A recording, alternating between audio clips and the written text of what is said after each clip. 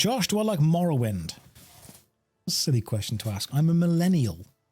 Of course I like Morrowind. Every millennial likes Morrowind.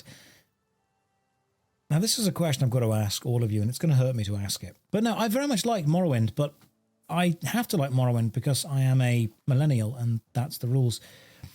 Are millennials old now? It's not a question I like asking, but it's a question that needs to be asked. Are we old now? There'll be millennials in the chat that say no. But I think we might need to be facing the very real possibility that we are old now. I don't like it any more than you do. Unfortunately, millennials are old. I'm sorry, but we are now. We have to face that fact. We have got there. Just last week I got called uncle by my friend's kid. It's when small kids start calling you sir. That's when you know you're old. Or that man over there. Oh. What's that Dara O'Brien sketch where he's like, when people you don't know refer to you as that man? Yeah, that's when you know you've hit the wall. I do want to do a review, a Was It Good of Morrowind. The only reason I haven't done it is because I would like to be able to do other things within like 6 months.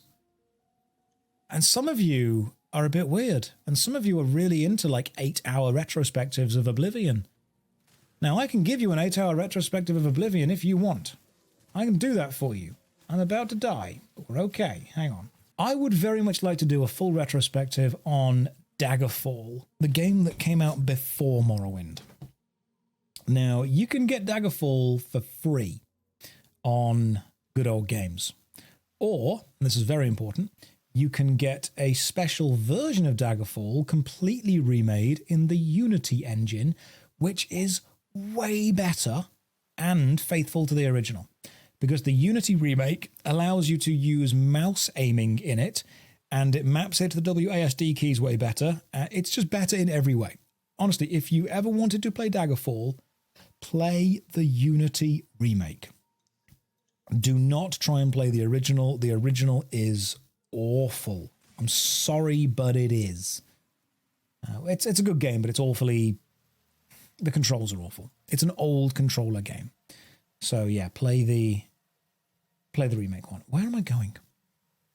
Is it? Yes, it is. It's all available on Good Old Games. Is it Galaxy of Games or Good Old Games? Because I've always said Good Old Games, but I think they changed their name to Galaxy of Games, and they're trying really hard to like rebrand to that. But I'm not rocking with that. I'm sticking with Good Old Games. That's what we're going for. They've said Galaxy of Games, but I'm going with GOG. Galaxy is their Steam-like client, and it's called Good Old Games. Gotcha. Okay, cool. Gotcha. So Galaxy of Games is the launcher. Good Old Games is the actual site. There we go. I'm on board. I watched ProJared play Daggerfall. It's pretty cool. I actually get on really well with ProJared. I reached out to him a couple of months ago. Just as a kind of, hey, dude, really like your videos kind of thing. Because he's doing a lot of old RPGs. He's done a lot of old RPGs. You know, the guy was one of the first people doing real deep dives into these old, abandoned, eclectic games. And I kind of want to just pick his brains about his process of doing it. And he was super accommodating, chatting.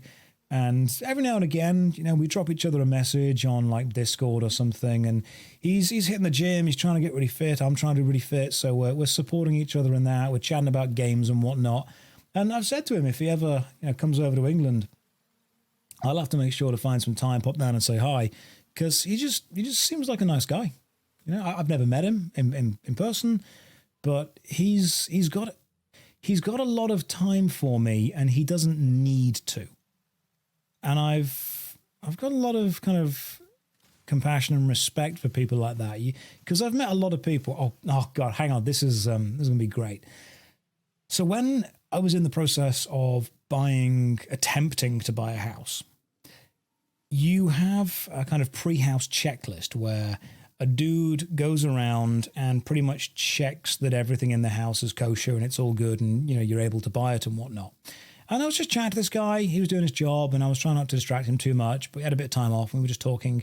And I said, so what kind of houses have you been working on recently? What kind of work have you been doing? And he went, oh, I went to an influencer house recently. Do you know what an influencer is? And I was like, unfortunately, yes, I do. I suppose on a level, my job is influencing as well. What was it like? And he's like, oh, it was crazy. He was going around an influencer house, huge, big, beautiful outside white facade, stepped inside, you know, gold-plated things, marble floors, Lamborghinis on the drive. And he said every single person he met was both the richest person he'd ever met and the most vapid and the most rude and the most annoying. And he was treated like he was in imposition to even be there, which I think is a real shame. Because obviously the dude was doing his job. And I got on with him really well. I thought he was an absolute stand-up guy. But what that reminded me of was there's a lot of people, especially in this industry, for some reason. You find it more in this industry, and I think it's because this industry is very ego-driven. It's remarkably ego-driven. Most big, successful creators have, on some level, a level of ego. And you've really got to keep that in check. You've got to hang around with people who keep you humble. You've got to hang around with people who will force you to face up to your shortcomings and not turn into a dick. But this influencer house he was working at was clearly not doing that to its kids because they were like 19, 20 years old. And they were just treating the guy like absolute garbage, which is a real shame. I didn't realize there was a big crowd just there. So now I suppose where I'm going with this story is when I approach people who are successful content creators, who are successful influencers, if you will, the fact that they are willing to give me their time and remain humble says a lot about them. Yeah, it's a lot about them.